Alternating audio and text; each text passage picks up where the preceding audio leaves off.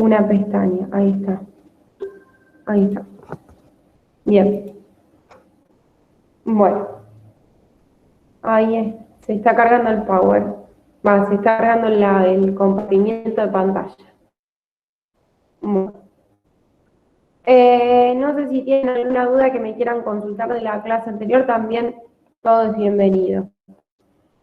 Si no, arrancamos con la clase. Para que se está cargando este Power. Siempre me pasa algo con el Power o algo de eso, porque, bueno, saben que estoy viendo donde habíamos quedado el otro día y arrancamos. Bueno, habíamos quedado el otro día en unidad 3, acá, si quieren arrancamos un poco de nuevo lo que es unidad 3 y hacemos como introducción y arrancamos con la materia.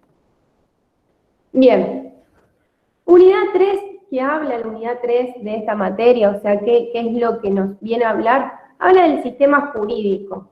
¿Qué sería de alguna u otra forma este sistema jurídico? ¿Qué es el sistema jurídico en sí? Un sistema jurídico es un conjunto de normas, o sea, un conjunto de normas forman un sistema jurídico, o sea, es un conjunto de normas, ese sistema jurídico.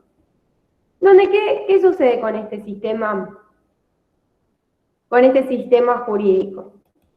Este sistema jurídico tiene como característica que es un sistema normativo o deductivo, en los cuales este sistema, por lo menos en este sistema, cuando decimos que es un sistema normativo, tiene que haber una norma, sí o sí una norma.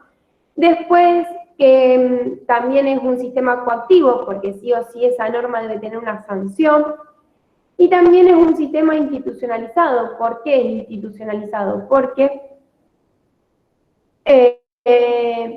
debe de alguna u otra forma organizar y debe tener órganos que organicen y operen a esas normas. O sea, deben establecer una organización en esas normas. Bien, primer punto que tiene su programa la facultad, ¿qué punto tenemos? Las características de estos sistemas jurídicos, o sea, ¿qué características tienen estos sistemas jurídicos? Bueno, como característica de este sistema jurídico, podemos decir que tenemos, el sistema jurídico se debe pensar desde un punto de vista como sistema, donde, bueno, ahí yo les dije que era normativo, porque sí o sí tiene que tener una norma, coactivo, porque esa norma debe tener una sanción, una coacción, una forma, en caso de incumplirse, de sancionarse, institucional, porque, por ejemplo, este sistema, de alguna u otra forma, va a tener como una estructura y a la vez va a tener alguien que organice, o sea, que combinen esas normas, que sería la famosa pirámide que de alguna u otra forma se dice, la famosa pirámide de Kelsen, o sea, que tiene como una estructura donde cada norma está relacionada una con la otra. ¿Qué pasa? Bueno, tenemos órganos primarios dentro de este sistema jurídico, que los órganos primarios, dígame si tienen alguna duda, me escriben en el chat o lo que sea, no tengo drama. Este órgano primario, ¿quiénes son este órgano primario? Este órgano primario de este sistema jurídico, ¿quiénes son? Los jueces. Donde dice que existe 3 tipos de órganos, donde, por ejemplo, tenemos los órganos que están encargados de crear normas, que son los que vendrían a ser los legisladores. Después los órganos de determinar cuándo van a aplicarse esas normas, que son los jueces. Acá tenemos la función importante que tienen los jueces. Y los órganos que están encargados a ejecutar esa obra, a esa norma, o sea, hacerla cumplir, que esos órganos encargados de hacerla ejecutar o de hacerla cumplir, vendrían a ser de alguna u otra forma, ¿quiénes serían? Los policías, el Poder Ejecutivo, o sea, va a controlar de que esa norma se cumpla. Bien. Bueno, respecto a todo esto es así, que sigue con respecto a este tema. Respecto a este tema, ¿qué seguimos? Bueno, vamos a ir con el tema. donde, por ejemplo, ¿qué pasa? ¿Cómo van a aplicar, o sea, cómo los jueces van a aplicar este sistema? ¿Cómo van a aplicar los jueces estas normas? ¿Cómo van a aplicarlas?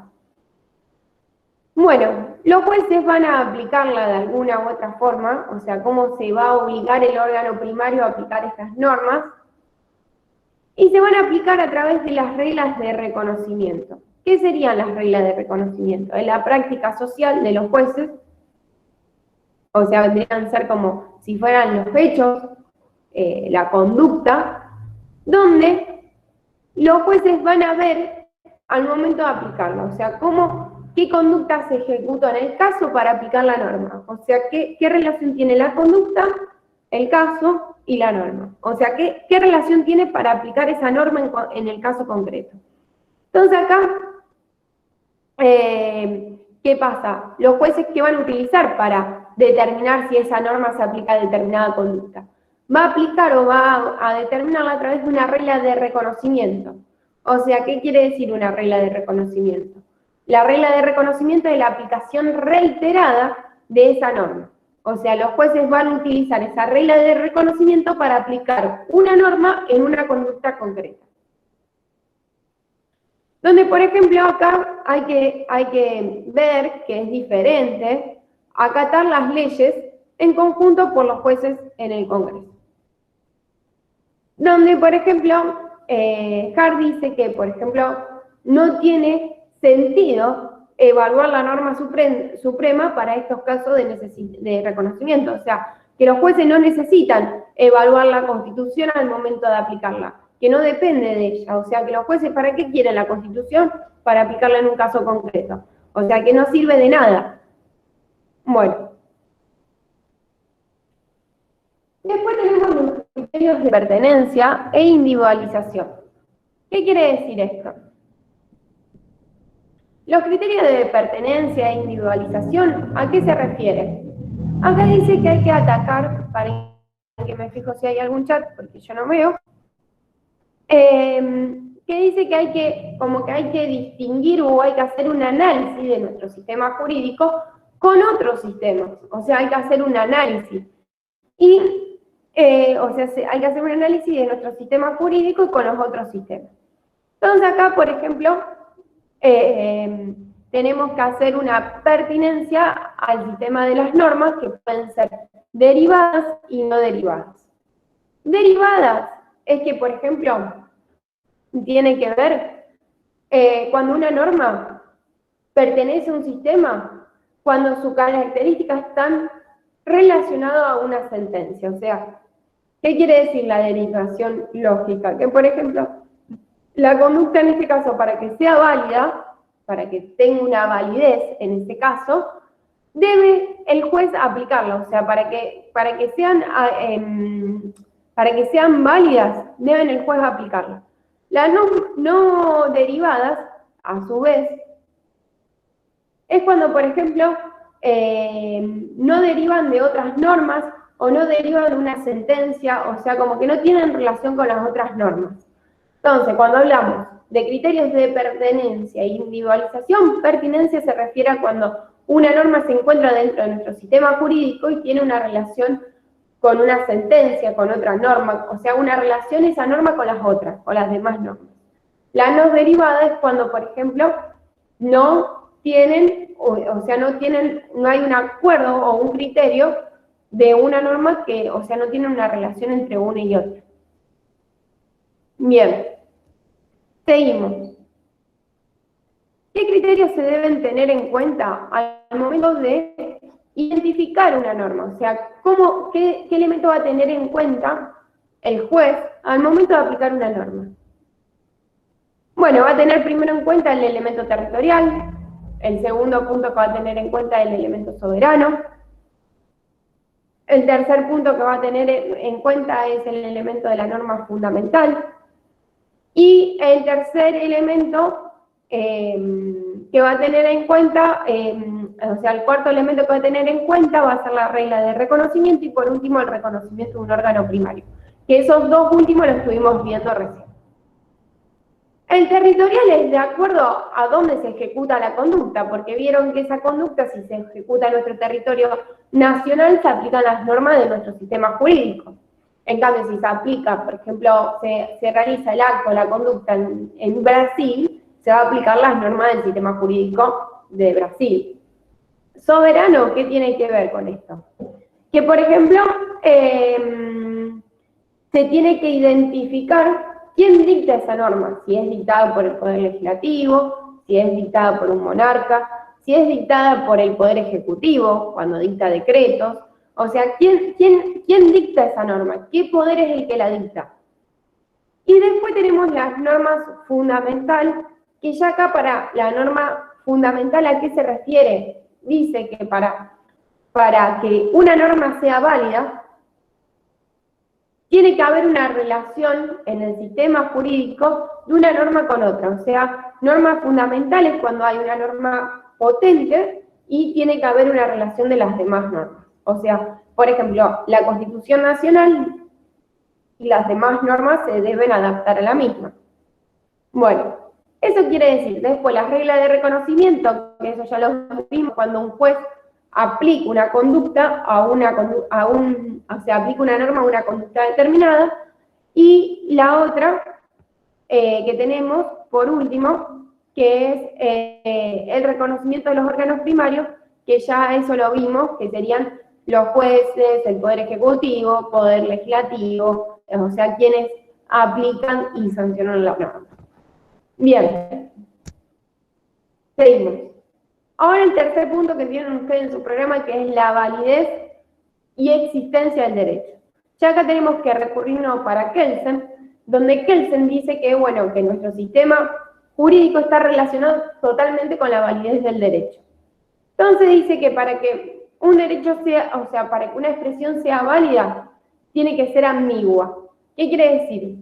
Ambigua. ¿Se acuerdan que cuando nosotros fuimos al principio, la clase pasada, que derecho era una palabra ambigua porque tenía varios significados? Bueno, tiene que ser eso. Dice que para que un sistema jurídico sea válido, tiene que ser ambiguo. ¿Qué quiere decir? Que tiene que tener y tiene que aplicar diferentes o clasificar diferentes normas jurídicas dentro de ese sistema jurídico. Donde, por ejemplo, acá cuando hablamos de sistema jurídico, podemos decir que tiene una norma existente, que puede asociarse a la justificabilidad, que quiere decir esto, que por ejemplo se tiene que utilizar y se tiene que aplicar para justificar una acción, como no, que también acá tiene que haber un uso obligatorio de esa norma, o sea, que una norma sea de aplicación obligatoria, que también esa norma sea dictada por una autoridad competente. Después que cuando, por ejemplo, hablamos del tema de cuando pertenece a un sistema jurídico, y también que las normas que integran ese sistema jurídico tienen que estar en vigencia, porque capaz que terminaron o se derogaron, o tienen un caso de vencimiento las normas. Bien, es el tercer punto de la unidad 3 de gestión. Bueno, vamos a seguir. Ahora seguimos con lo que vendría a ser la justificabilidad o la fuerza obligatoria. ¿Qué quiere decir esto? Que, por ejemplo, para que una norma sea válida, debe ser aplicada u observada, o sea, como que tiene que haber una obligatoriedad en las normas, o sea, hay una fuerza de obligatoriedad. Eso integra un sistema jurídico. Bueno, ¿cuándo se va a aplicar una norma? La aplicabilidad de una norma depende de dos puntos a tenerse en cuenta. La validez, que debe ser idéntica a la existencia, o sea, como que, ¿qué quiere decir? Que, por ejemplo, para que una norma sea válida y sea aplicada, debe existir, o sea, debe estar vigente dentro de nuestro sistema jurídico. Y la identificación de la validez, que tiene que ver con el tema de la fuerza obligatoria que tiene esa norma, o sea, la obligatoriedad, ¿qué es lo que genera esa norma? O sea, la fuerza obligatoria. Bien, eso de acuerdo a la aplicabilidad de las normas. ¿Cuándo existe una norma jurídica? Cuando es aplicada y se encuentra vigente dentro de ese sistema jurídico. O sea, para que un sistema jurídico exista, debe estar integrada sí o sí por una norma, haciendo un resumen, donde esa norma se encuentre vigente, sea válida y sea aplicada, y sea dictada por una autoridad competente. Bien, ahora tenemos una cuestión que tenemos nuestro sistema del punto 4 de su programa, que de la unidad 3, que tenemos la relación de un sistema jurídico con el derecho internacional. ¿Qué quiere decir esto? Que, por ejemplo, que el derecho internacional, podemos decir que en el derecho internacional están compuestos por normas, de alguna u otra forma, que esas normas son aplicadas de forma distinta en cada uno de los estados. Entonces, de acuerdo a eso, ¿cómo se va a aplicar? O sea, el sistema jurídico con el derecho internacional. Porque el derecho internacional, de alguna u otra forma, ese conjunto de normas del derecho internacional, forman un sistema jurídico. Pero ese sistema jurídico que tenemos va a ser aplicado diferente en cada uno de los estados. Entonces dice que hay que distinguir tres posiciones respecto a esto. El monismo, no sé si ustedes se acuerdan de la teoría monista, la teoría dualista y el pluralismo.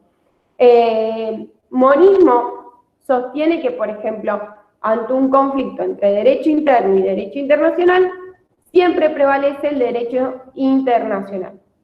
Teoría monista nacional es al revés, que ante, por ejemplo, un conflicto entre derecho interno y derecho internacional, prevalece el derecho interno, o sea, como que tienen más arriba la Constitución que los tratados.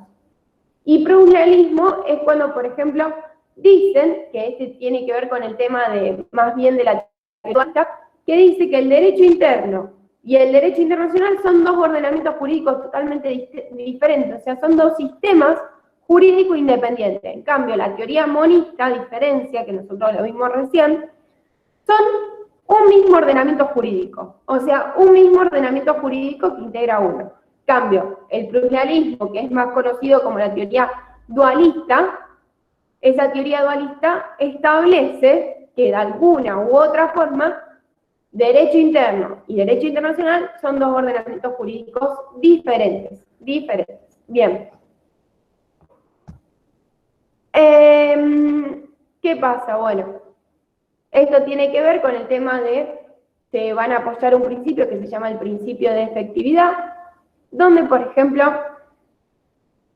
¿esto qué quiere decir? Que, por ejemplo, para que esto sea válido, sea efectivo, debe haber una competencia para dictar, o sea, debe haber como un sistema autorizado por la aplicación de este mismo, que como nosotros vemos nuestra Constitución, seguramente ustedes ven en Constitucional, cómo es el sistema nuestro, que hoy en día tenemos una teoría monista que se aplica a nuestro criterio, o sea que debe haber, de acuerdo a cuál teoría de estas que vimos, sí o sí se deben estar aplicados, debe haber una competencia por parte de una norma que lo establezca dentro del ordenamiento interno de cada país. Bueno, eso depende de cada uno de los países cómo lo adopta. Ahora bien, vamos a arrancar con lo que vendría a ser el otro punto, que es el cambio regular de la base de un sistema jurídico, que es otro punto del programa. Bueno, ¿qué quiere decir esto? Tenemos que las normas pueden cambiar, o sea, puede cambiar el derecho. ¿Qué quiere decir? Que puede cambiar un sistema jurídico. ¿Por qué? Porque, por ejemplo, ¿cómo cambiamos un sistema jurídico? Con nuestra reforma constitucional. Vos reformás la Constitución y vas a cambiar ese sistema jurídico. O sea, es cuando se cambia la base fundamental del ordenamiento jurídico. O sea, cuando se reforma la norma más importante, la norma primitiva. Entonces ahí, cuando se reforma esa norma primitiva, se genera un cambio regular del sistema, de la base del sistema jurídico. Bueno, ¿qué la estructura del sistema jurídico y los procedimientos de creación de una norma? Podemos decir que para la creación del derecho existen dos puntos muy importantes, la deliberada y la espontánea. ¿Qué quiere decir la deliberada? Cuando hablamos de deliberada, podemos decir que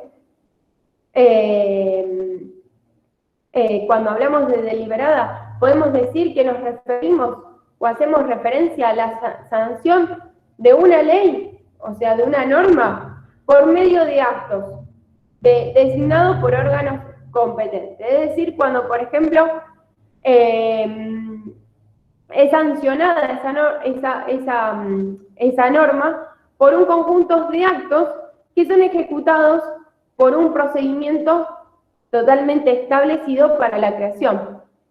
O sea, que acá, por ejemplo, esta norma deliberada es creada, o sea, cuando una ley es sancionada bajo los procedimientos que dice, que dice nuestra Constitución Nacional por el Congreso. O sea, cuando se cumplen los procedimientos para la celebración de la misma. Cosa que la espontánea es más bien cuando surge de comportamiento, de la costumbre nuestra, por ejemplo, de una práctica de forma reiterada en el transcurso del tiempo, que se torna obligatoria, o sea, de acuerdo a los hábitos de la persona, de acuerdo a dónde se encuentra situada la persona. Entonces, deliberada es cuando se cumple un procedimiento para la sanción de esa norma. Espontánea vendría a ser cuando nosotros mismos, los ciudadanos, a través de una conducta que se torna obligatoria. Bien, seguimos. Las fuentes del derecho. ¿Qué tenemos dentro de las fuentes del derecho? Podemos decir que se expresa esto, se expresan las normas como textos legales que integran, o sea, que integran este sistema jurídico, y podemos decir que integran las fuentes. Pero, por ejemplo, hay una discusión fundamental de si la costumbre es fuente del derecho o no es fuente del derecho. ¿Por qué? En nuestro país, como ven, ¿qué sucede? Esa costumbre, tenemos la secundum legem, la praeter lege y la contra lege. Secundum legem es según la ley y es cuando la ley te remite a la costumbre para solucionar un caso. Praeter legem, para la ley, es cuando la ley, cuando hay una laguna jurídica y se aplica la costumbre porque no hay una ley que solucione el caso. Y contra legem totalmente es cuando la costumbre es contraria a nuestro ordenamiento jurídico y por lo tanto no se aplica a nuestro sistema. Después, en nuestro país también tenemos que clasificar otra fuente del derecho, que tenemos los fallos plenos y los fallos plenarios, o sea, la obligatoriedad de estos fallos que pueden ser de cumplimiento obligatorio, o sea, que al momento el juez al momento el juez de tomar una decisión lo deba aplicar sí o sí. Y tenemos los fallos no obligatorios, que son aquellos que, por ejemplo, el juez al momento de dictar una decisión no es necesario que lo aplique. Además, estos fallos, un fallo o una sentencia que dicta el juez no es jurisprudencia, sino que para que sea jurisprudencia deben ser un conjunto de fallos de una misma sala, de una misma cámara, sobre una misma materia, sobre un mismo tema. O sea, un fallo de divorcio, una sentencia de divorcio no es una jurisprudencia, sino que, por ejemplo, la misma sentencia de divorcio se tiene que dar de forma reiterada en una misma sala, de una misma cámara, de una misma materia. Bien. Después tenemos el tema de la doctrina, que vendría a ser la doctrina. Son la doctrina de los libros. El libro de niño es doctrina. Sería lo que escriben los juristas o los doctores en derecho. Bien. Después tenemos el orden jerárquico de las normas, que este orden jerárquico de las normas, qué orden jerárquico integran las normas en un sistema jurídico, que por ejemplo, ¿qué quiere decir? Que nosotros acá en nuestro país que tenemos la famosa pirámide, donde esa pirámide establece que nuestra Constitución Nacional, más los tratados internacionales de derechos humanos con jerarquía constitucional, estarían dentro de la cúspide de esa pirámide, sería el nivel más alto que hay. Bien. Dentro de eso, ¿qué sucede? O sea, el órgano jerárquico más alto que hay. Bueno, sistema jurídico, orden jerárquico.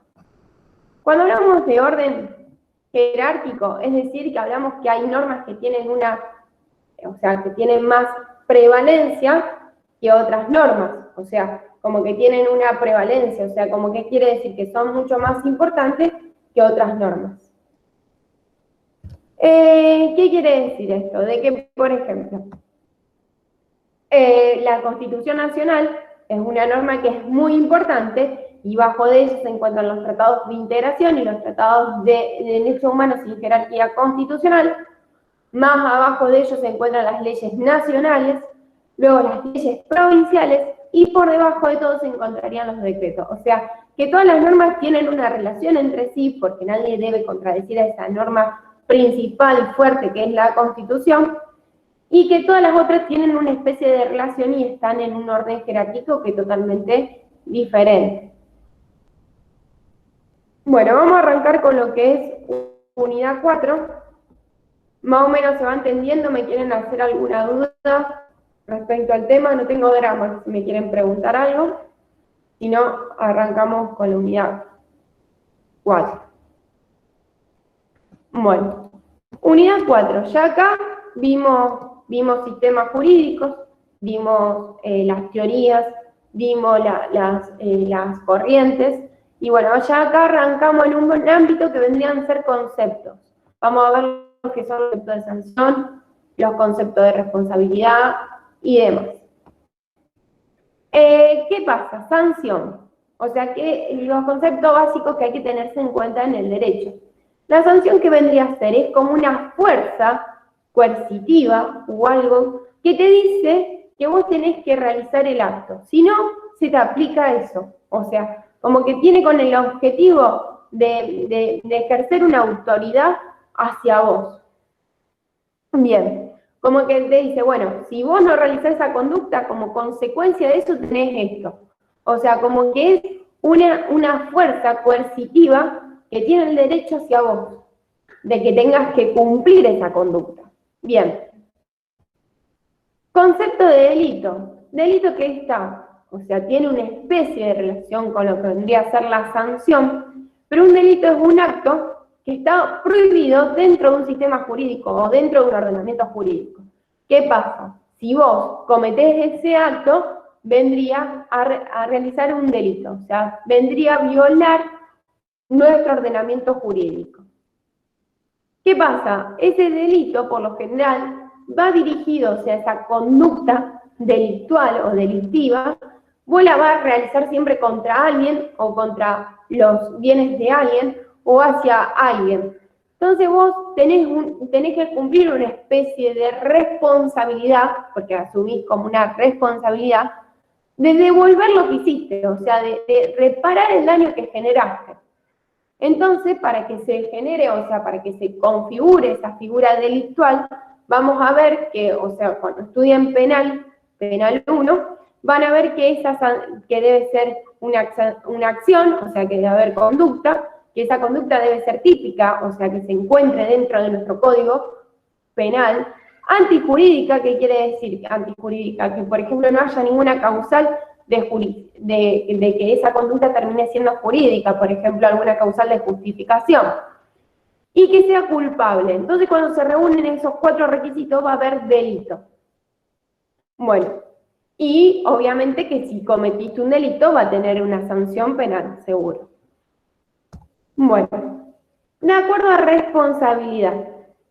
¿Qué pasa? Dice que hay que tomar la responsabilidad en 4 sentidos, que por ejemplo la responsabilidad como obligación, la responsabilidad en sentido y factor causal, la responsabilidad como capacidad y estado mental, y la responsabilidad como punible o moralmente reprochable.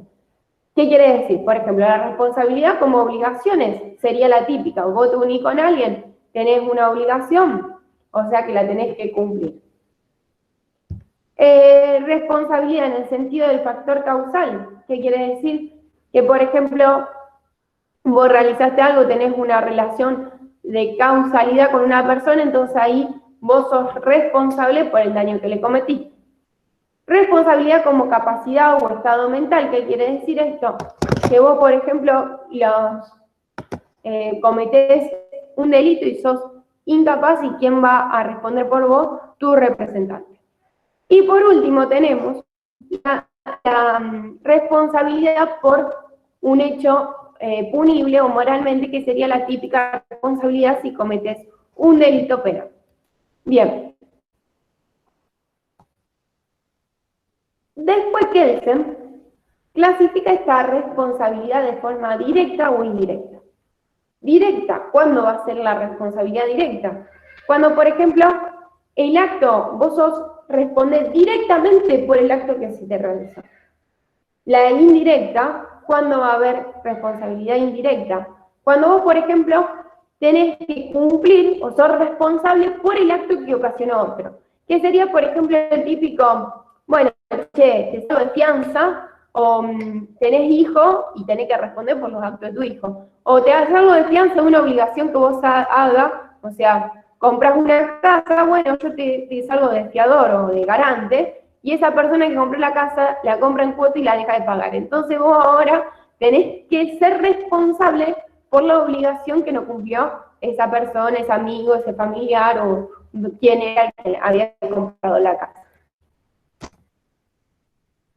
Bueno, también podemos decir que se clasifica de manera directa e indirecta también en subjetiva y objetiva. Subjetiva, ¿qué quiere decir? Cuando yo tengo la intención de causar un daño, o sea, o sea, ¿qué quiere decir? La intención mía de realizar eso. La objetiva es decir que, por ejemplo, es cuando el individuo o sea, no quiere matar, o sea, como que no hay una intención por parte de él, o sea, como que una tiene intención, la otra es como si fuera por un resultado de una conducta que hizo, que capaz que la conducta la hizo sin intención de ocasionar un daño. Bien, seguimos. Ahora tenemos deber jurídico. El deber jurídico, ¿qué quiere decir? Que, por ejemplo, no sé si me quieren consultar algo, no tengo drama en que me consulten. El deber jurídico, ¿qué quiere decir? Que es cuando, por ejemplo, vos te dice el ordenamiento jurídico que realice una conducta. Pero esa conducta, si vos no la has realizado o haces la oposición a esa conducta, es antijurídica esa conducta. ¿Que se acuerdan cuando vimos delitos que les dije que había 4 componentes, vieron la antijuridicidad? Es decir, que cuando vos haces una conducta que está prohibida, o sea, cuando está prohibida. Bueno, entonces, ¿qué pasa? Ese deber jurídico, por lo general, siempre un deber jurídico que debes cumplir, que si no lo cumplís, tiene una sanción relacionada. Puede haberse un sentido débil de ese deber jurídico, que quiere decir sentido débil, de que enseguida la aplicación de la sanción la va a aplicar el juez, y un sentido fuerte es que, por ejemplo, la obligación de cumplir, donde, por ejemplo, ya por lo general vos, ese sentido, ese deber jurídico es cumplido por las personas, no tiene que matar, entonces ahí tenemos un sentido fuerte, porque ya es cumplido. En cambio, el sentido débil es cuando se debe aplicar enseguida la sanción. ¿Por qué? Porque no se cumple, el juez debe aplicar la sanción porque no se cumple. Bien. Derecho subjetivo. ¿Qué vendría a ser el derecho subjetivo? Para que sepan, el derecho subjetivo es el derecho que te recae a vos como persona. Por ejemplo, tu papá te debe pagar alimento y no te lo paga. Entonces vos tenés un derecho subjetivo para ir a accionar contra tu papá. Ese sería. Bueno, ese derecho subjetivo tiene varios conceptos. Por ejemplo, para el justnaturalismo, el derecho subjetivo es algo que es totalmente independiente, está aparte de las normas del derecho objetivo.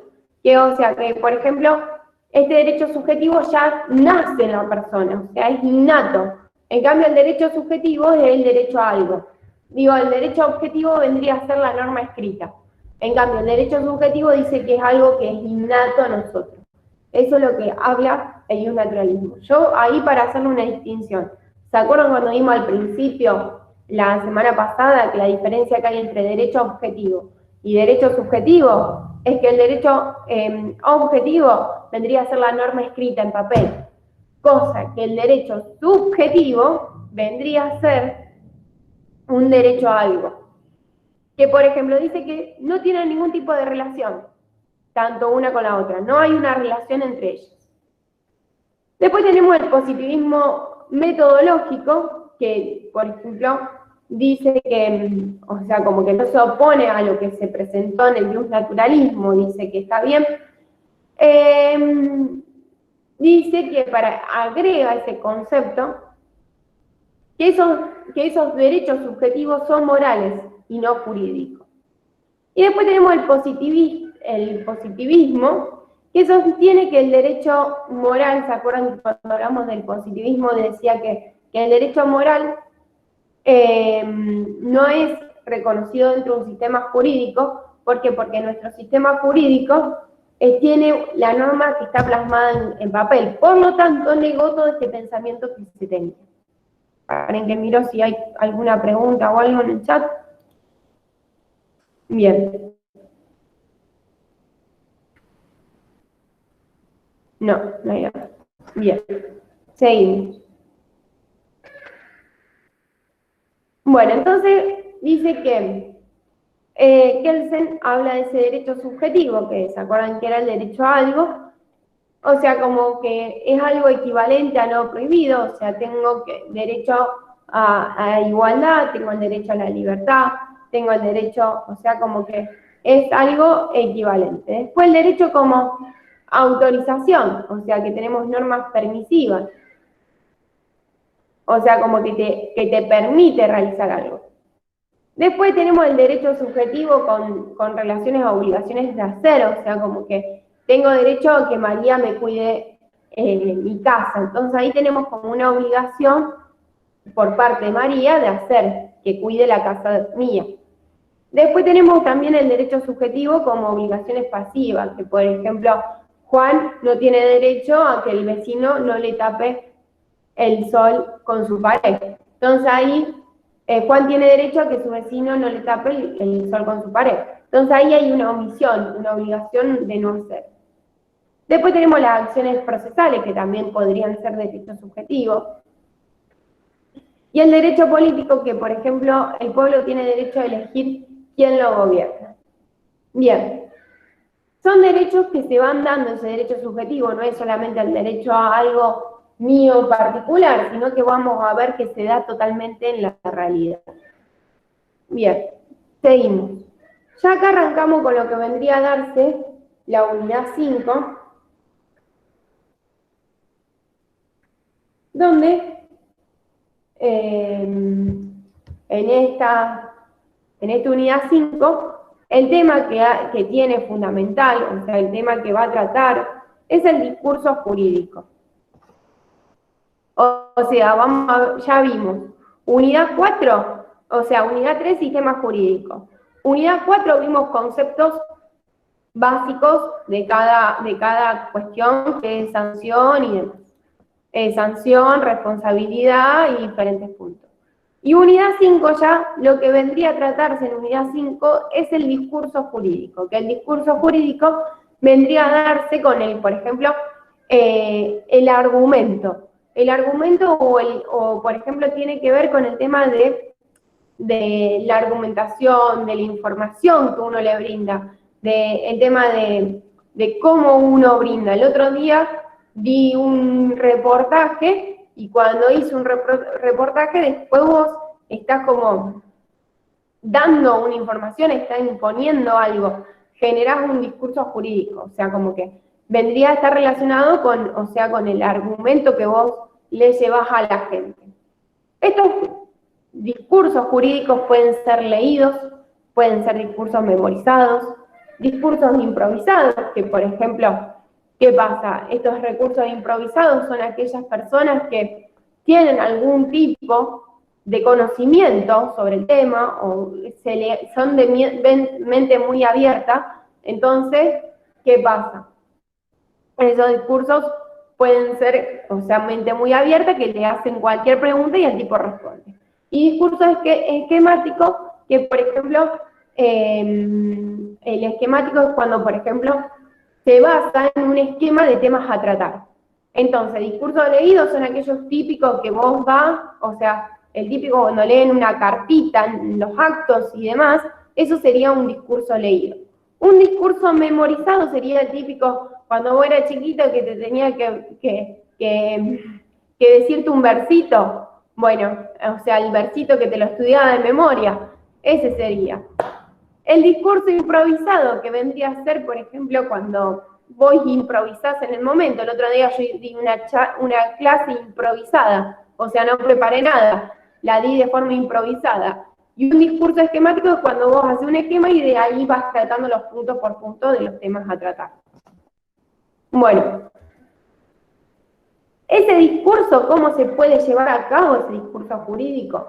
A través de la charla, o sea, por ejemplo, la charla, nosotros hacemos una charla, dialogamos, conversamos, o sea, vos realizás un discurso jurídico, te juntás con tu amiga a hablar, haces un discurso jurídico. A través de una conferencia, donde, por ejemplo, acá, esto se dan para, ya tiene una especie de formalidad este discurso, donde, por ejemplo, tenemos una especie de formalidad. Y el discurso propiamente dicho, que, por ejemplo, se tratan de convencer, de persuadir, de enseñar, o sea, como que acá estaríamos con un discurso propiamente dicho, porque tiene como una expresión oral, por excelencia, y se trata de enseñar, de convencer a la gente, de enseñarle, mostrarle un conocimiento. Por lo general, los discursos jurídicos tienen una introducción, que acá, por ejemplo, nuestra amiga de HUC dio una introducción, Jime dio una introducción sobre la materia. Después tenemos un cuerpo de un desarrollo, que estaríamos acá en lo que vendría a ser un cuerpo y un desarrollo, y ya nos estamos aproximando a una conclusión, o sea, de cuándo va a finalizar ese discurso.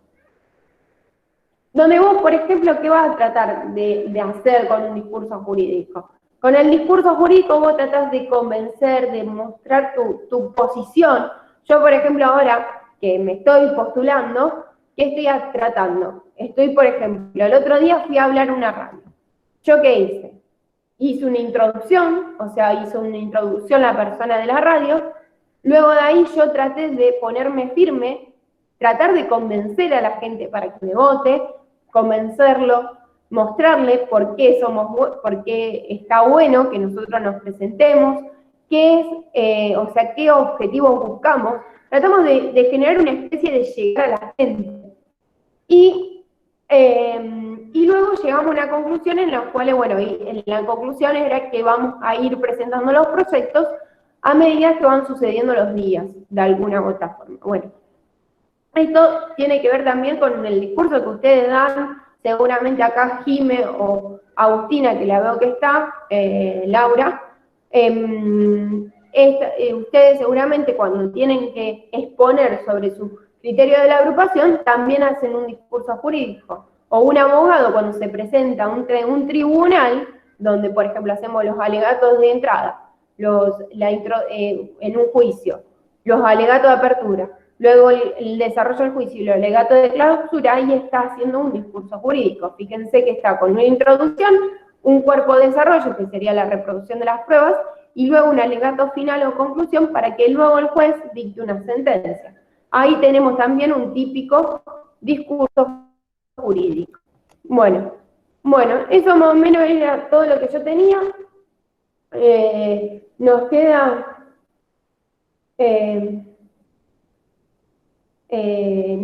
ver lo que vendría a ser mitad de unidad 5 y 6 y 7, chicas, más o menos. Eso más o menos lo que pregunté. No sé si me quieren consultar algo, me quieren hacer alguna pregunta, ¿se entendió más o menos? Me quieren hacer preguntas de las unidades anteriores. siempre corto, en mis clases siempre corto un ratito antes para que me pregunten o me consulten. Yo, profe, entendí todo perfecto. Bien, bueno, no sé si quieren alguna duda o algo, bueno, las chicas cualquier cosa le pasan el número o algo que me quieran consultar, no tengo drama. No sé si me quieren preguntar algo, soy oído de ustedes.